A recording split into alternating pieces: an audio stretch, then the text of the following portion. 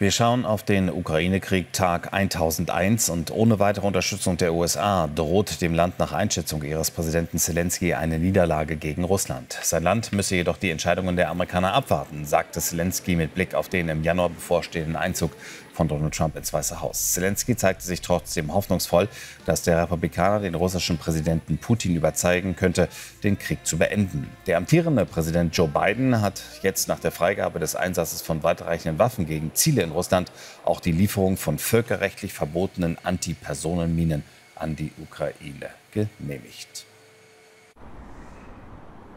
Damit nach Kiew zu unserem Korrespondenten Christoph Wanner. Guten Morgen, Christoph. Ja, diese Warnung, die Selenskyj ausgesprochen hat, er wendet sich direkt an die USA. Wenn ihr eure Hilfslieferungen, eure Militärhilfe einstellt, dann verlieren wir den Kampf gegen Russland. Wie interpretierst du das? Ist das ein Hilferuf?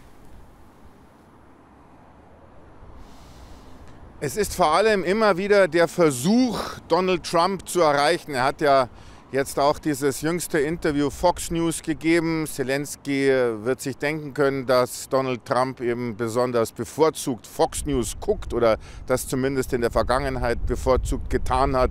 Also hier ganz klar ein Hilferuf, man kann es wahrscheinlich auch so nennen, und immer wieder die Warnung an die zukünftige US-Administration: Wenn ihr die Hilfe reduziert, dann haben wir nicht genug Kraft, um uns gegen Russland zur Wehr zu setzen. Selenskyj sagt ja auch, man hat hier eine eigene Waffenproduktion in der Ukraine. Aber das alles reicht natürlich hinten und vorne nicht aus, um genug Waffen zu sammeln, um eben gegen Russland wirklich effizient kämpfen zu können. Also deswegen immer wieder diese Interviews auch von Selenskyj, und ich denke, dass die ukrainische Führung eben besonders die Sprunghaftigkeit, die Wankelmütigkeit, die Unberechenbarkeit von Donald Trump umtreibt.